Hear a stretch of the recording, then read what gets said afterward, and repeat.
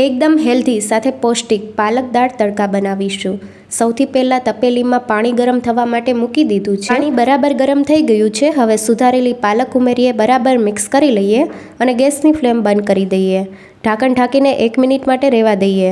1 minute પછી પાલકમાંથી પાણી અલગ કરી લઈશું અને આ પાણીનો ઉપયોગ આપણે દાળ બાફતી વખતે કરવાનો છે। અહીંયા મેં 1 કલાક માટે દાળને પલાળી લીધી છે।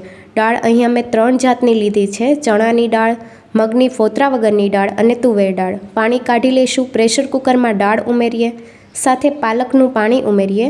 દાળની ઉપર સુધી પાણી ઉમેરવાનું છે। સ્વાદ પ્રમાણે મીઠું, હળદર પાવડર, 1 ચમચી ઘી ઉમેરીને મિક્સ કરી લઈએ। મીડિયમ ગેસની ફ્લેમ ઉપર 2 વિસલ કરી લઈએ।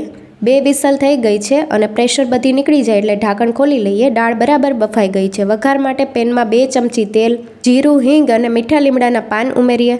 આદુ, મરચાં, લસણ ઉમેરીને સાતળી લઈએ। 2 મીડિયમ સાઇઝની ડુંગળીને ચોપરમાં ચોપ કરીને ઉમેરીએ, સાતળી લઈએ। ડુંગળીનો હલકો કલર ચેન્જ થઈ જાય એટલે ટમેટાં ઉમેરીએ। ટમેટાં જલ્દી સોફ્ટ થઈ જાય તે માટે સ્વાદ પ્રમાણે મીઠું ઉમેરીને 2 મિનિટ માટે થવા દઈએ। મસાલામાં લાલ મરચું પાવડર, હળદર પાવડર અને ધાણા જીરું પાવડર ઉમેરીને મિક્સ કરી લઈએ। 1/4 કપ જેટલું પાણી ઉમેરીને ઢાંકણ ઢાંકીને 2 મિનિટ માટે થવા દઈએ, જેથી બધી વસ્તુ બરાબર કૂક થઈ જાય। 2 મિનિટ પછી બધી વસ્તુ બરાબર નરમ થઈ ગઈ છે અને તેલ પણ છૂટું પડવા લાગ્યું છે।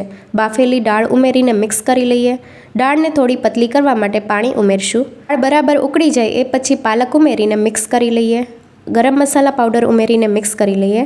દાળ બરાબર કૂક થઈ ગઈ છે। વઘાર ઉમેરીએ। ફૂલ રેસીપી NY કિચન પર આપેલી છે।